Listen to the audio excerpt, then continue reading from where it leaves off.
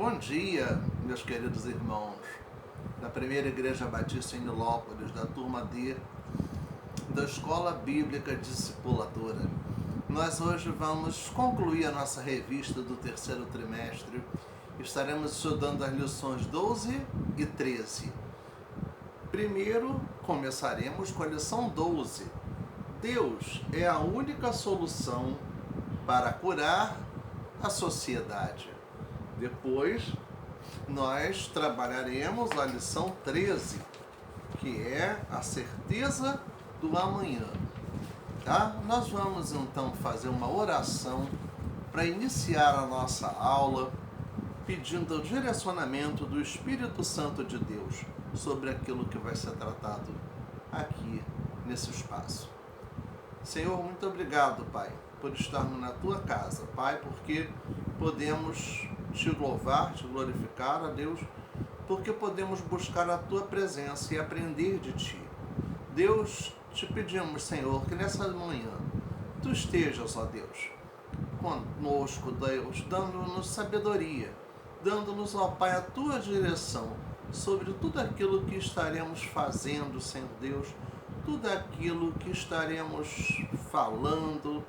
Pai, que Tu possas usar a minha boca, usar o meu intelecto, possa me usar, ó Deus, para conduzir esse estudo, Deus, e que isso aqui seja de enlevo, de crescimento espiritual para todos aqueles que ouvir e ouvir esta aula.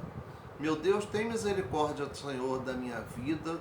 Usa, meu Deus, nessa manhã, Senhor, conduza-me dando a devida sabedoria vinda do Teu Santo Espírito. Também seja com a nossa igreja, Deus. Tem misericórdia de todos nós, Senhor. Toma a nossa querida professora Jália nas Tuas mãos. Dirige-nos e orienta-nos, ó Deus, em nome do Senhor Jesus. Amém. Deus é a única solução para curar a sociedade. Essa lição foi escrita por Hamilton Ribeiro Vargas. Então, o que acontece? Nesse período de pandemia que estamos vivendo desde o mês de março, nós estamos vivendo uma situação de muito estresse, de muita ansiedade sobre o que vai acontecer, sobre o que virá, sobre aquilo que estará se sucedendo no nosso dia a dia. Então, o que a palavra de Deus nos traz? Esperança. E é o tema que estamos estudando, esperança em tempos de pandemia. Bem, nós podemos ficar estressado, preocupado, desanimado, assim como um cachorro sem dono que caiu do caminhão e que perdeu o seu rumo. Mas não é dessa forma que Deus nos trata. Não é esse o procedimento do nosso Deus para com cada um de nós. Estamos vivendo um tempo de oportunidades extraordinárias, oportunidades assim enormes, de anunciar a esperança e a solução para as mais profundas crises espirituais, morais, sociais, econômico-financeiras das pessoas. Esse momento é difícil para mim, para você, para todo mundo. Então, o que acontece? Nós precisamos de cura espiritual, e não uma cura espiritual passageira ou temporária, mas uma cura espiritual completa, definitiva, que realmente traga resultados. Ou seja, a cura da alma, a salvação em Cristo, a liberdade suprema de podermos amar com o amor incondicional do nosso Deus. Então nós vamos ler em 2 Reis, segundo livro dos Reis, capítulo 2, de 8 a 14, e depois de 19 a 22. que o texto básico da lição 12. Na revista está dizendo só de 19 a 22. Mas para podermos entender melhor, faremos a leitura de mais esses versículos. Segundo Reis 2, começando lá no versículo 8. Tá? Elias é levado ao céu e Deus providencia o seu sucessor, que foi o profeta Eliseu. Então vejamos, no versículo 8: Então Elias tomou a sua capa e a dobrou, e feriu as águas, as quais se dividiram para as duas bandas, e passando ambos em seco. Sucedeu, pois, que havendo eles passado, Elias disse a Eliseu: Pede-me o que queres que te faça, antes que seja tomado de ti. E disse Eliseu: Peço-te que haja porção dobrada de teu espírito sobre mim. E disse: Coisa dura pediste. Se me vires quando for tomado de ti, assim te fará. Porém, se não, não se fará. E sucedeu que, indo eles e andando, eis que um carro de fogo com cavalos de fogo os separou um do outro. E Elias subiu ao céu num redemoinho, ou seja, Elias foi tomado por Deus. Tá? Elias não experimentou a morte, ele foi abduzido, ele foi tomado, Deus o tomou para si. No versículo 12: O que vendo Eliseu clamou: meu pai, carros de Israel e seus cavaleiros, e nunca mais o viu. E pegando nos seus vestidos, os rasgou em duas partes. Também levantou a capa de Elias que lhe caíra, e voltou-se e parou à borda do Jordão, e tomou a capa de Elias que lhe caíra, e feriu as águas, e disse: Onde está o Senhor, Deus de Elias? Então feriu as águas, e se dividiram elas para uma e outra banda, e Eliseu passou. A partir do versículo 19, temos: E os homens da cidade disseram a Eliseu: Eis que boa é a habitação desta cidade, como o meu senhor vê. Porém as águas são mais, e a terra é estéril. E ele disse: Trazei-me uma salva nova, e ponde nela sal. E lhe a trouxeram. Então saiu ele ao manancial das águas, e deitou sal nele, e disse: Assim diz o Senhor: sararei estas águas, não haverá mais nelas morte, nem esterilidade. Ficaram, pois, sãs aquelas águas até o dia de hoje, conforme a palavra que Eliseu tinha dito. O chamado de Eliseu, o milagre com a purificação das águas que estava ali servindo a cidade de Jericó. O profeta Eliseu foi procurado por pessoas da cidade de Jericó. Então, no primeiro tópico dessa lição, o profeta busca a orientação de Deus. Versículo 19. O profeta Eliseu foi procurado pelos habitantes de Jericó. Eles sabiam que Eliseu era um homem de Deus e que ir ao seu encontro era caminhar na direção de Deus, a única e verdadeira solução e esperança para o mundo, para o Brasil, para o nosso estado, para o universo.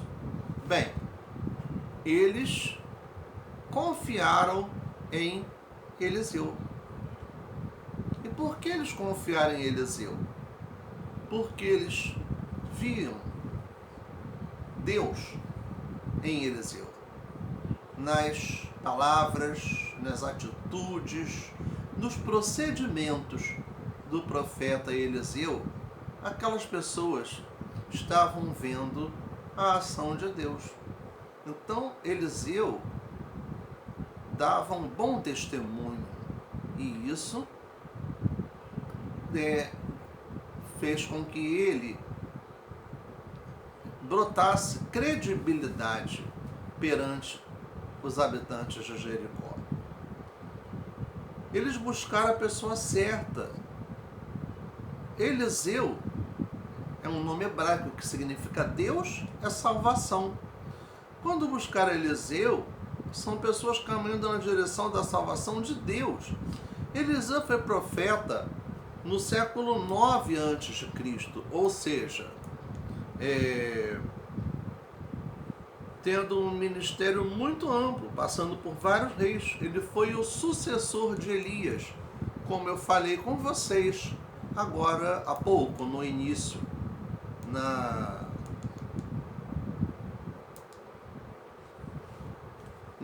introdução da aula, tá? Aqueles homens nos ensinam uma outra importante lição. Eles não agiram sozinhos, ou seja, eles buscaram ali um trabalho, uma posição, uma atitude em comunidade, uma atitude conjunta. O interesse era de todos. Então eles não foi um somente, foram vários. Eles se uniram em prol daquele objetivo, que era com que houvesse um milagre, com que aquelas águas fossem limpas, fossem curadas daquele mal que ela estava fazendo àquelas pessoas. Né? Quando nos unimos, nós somos mais fortes e melhores. O que acontecia? Aquilo era uma fonte de morte, de águas mais, não tinha uma solução aparente e não havia uma solução humana para aquele problema. Então ali precisava de que acontecesse o impossível. Ali eles estavam necessitando diretamente da ação de Deus, de que Deus fizesse um milagre. E o que é o milagre? É aquilo que é impossível. É aquilo que foge da atuação humana, das forças humanas. O que para os homens é impossível, para Deus não é, porque para Deus todas as coisas são possíveis. Isso nos traz uma lição de que nós precisamos nos unir aos nossos irmãos em oração e buscar a ajuda de Deus. A operação de milagre significa quebrar a lei da natureza. Quebrar a lei da natureza, fazer aquilo que não é possível ser feito. E ele pôde quebrar a lei da natureza, fazer milagres, e nos dar a capacidade, ou nos ajudar a passar pela tempestade da vida. Porque a gente vive atrás de um milagre, mas muitas vezes esse milagre só vai acontecer se nós estivermos buscando a Deus de forma verdadeira, de forma sincera, de forma espontânea, né? Esse milagre tem que primeiro acontecer dentro da gente, para depois acontecer fora, para poder externalizar. Nós temos que ter fé, que crer, e temos que ter obediência e temor ao nosso Deus. Neemias disse: a alegria do Senhor foi e continuará sendo a nossa força, em Neemias 8:10. Eles já sabiam uma coisa extraordinariamente importante, sabiam a origem dos problemas, embora não pudessem por si mesmos resolvê-los. Sabiam que aquelas águas estavam praticamente sujas, poluídas, não estavam em condição de ser de ser consumida. E estava gerando doenças, estava gerando problemas. Tá? Então ali, Jericó, a cidade fortificada com muralhas, foi conquistada por Josué. É considerada a cidade mais antiga do mundo. E eles tinham ali uma fonte de morte. Uma fonte de morte naquelas águas. E essa fonte de morte que estava nas águas de lá de Jericó, pode estar hoje na vida de cada um de nós também.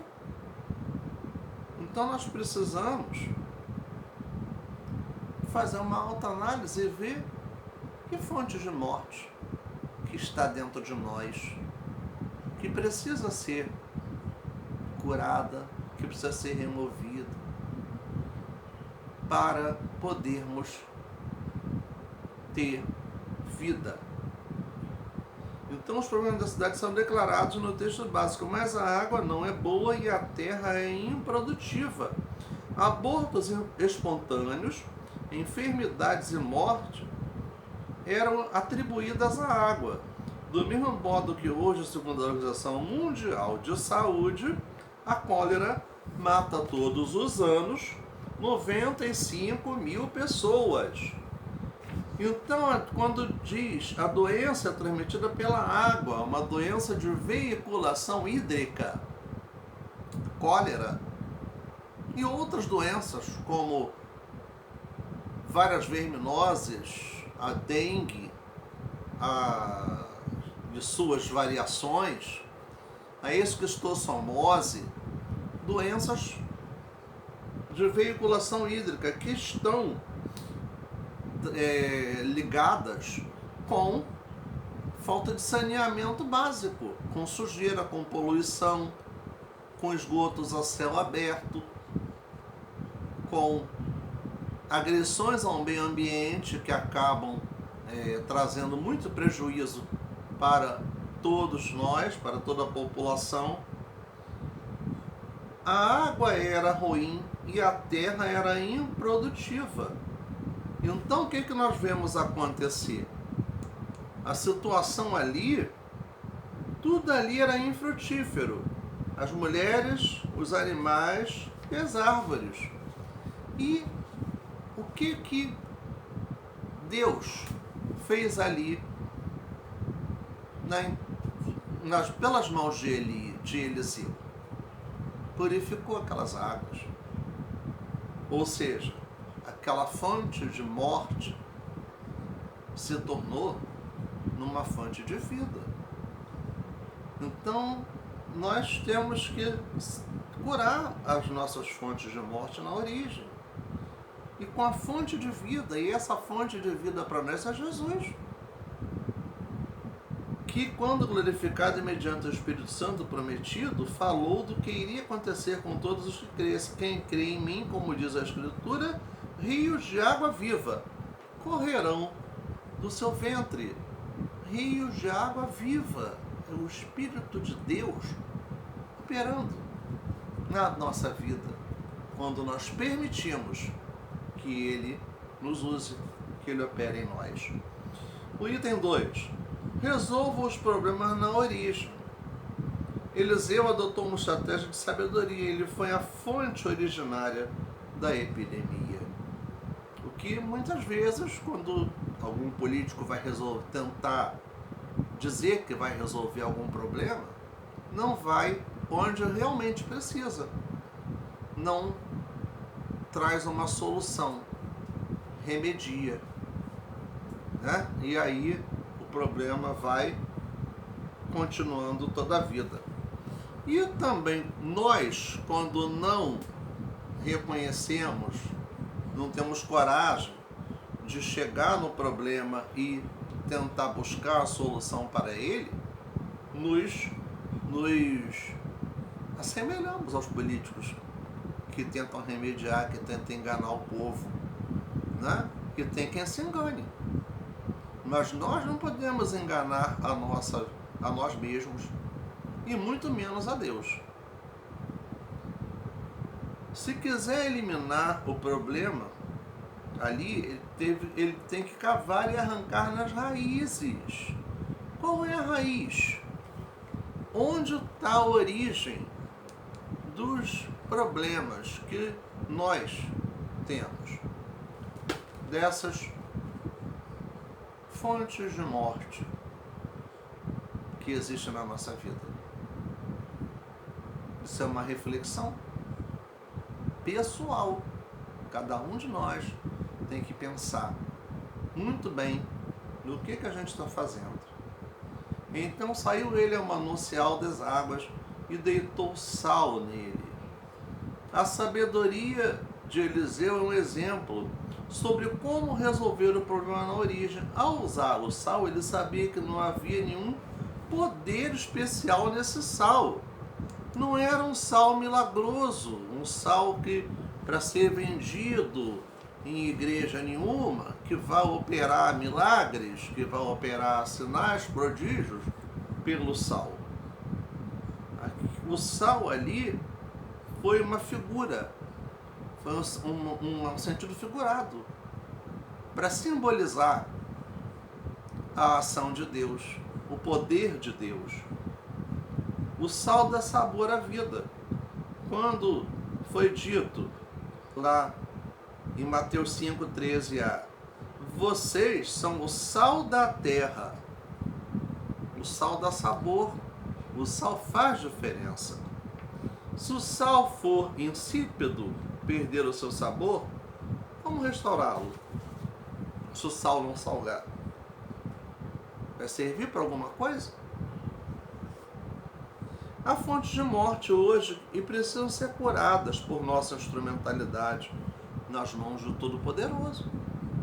Todos os níveis de atuação, influência ou poder humano subservientes ao maligno são reais fontes de morte. E às vezes essas fontes de morte estão muito perto da gente. E não temos coragem de querer enxergar ou de querer nos libertar delas. Eliseu não viu apenas o problema, mas foi parte da solução na origem, mostrando que as cidades podem ser transformadas pelo milagre do Senhor. No item 3, confie no poder da palavra, versículos 21b a 22. Sararei a estas águas, e não haverá mais nelas morte nem esterilidade. É o versículo 21b que está escrito isso.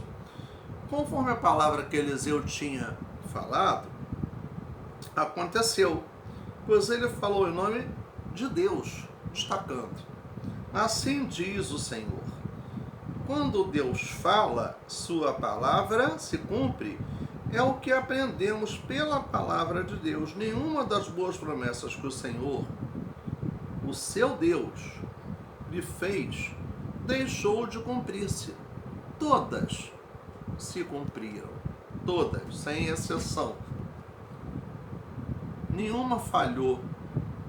Josué 23, 14b.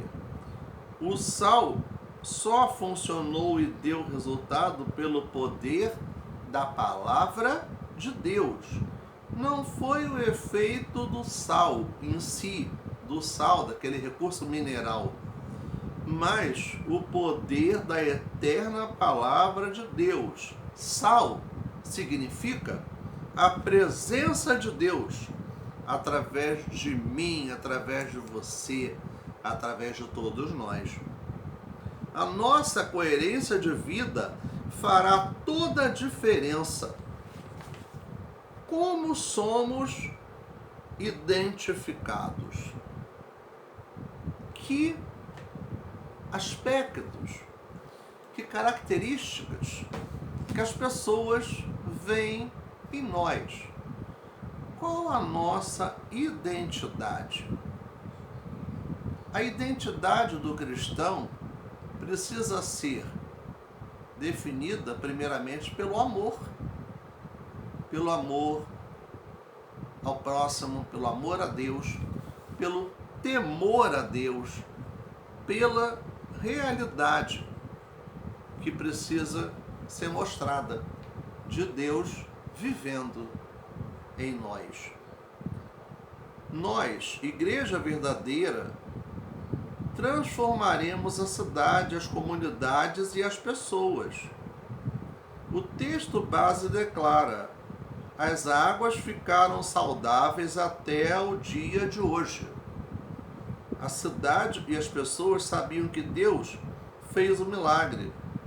E até hoje a fonte de Eliseu abastece a cidade com água limpa, sendo também um lugar turístico na cidade de Jericó.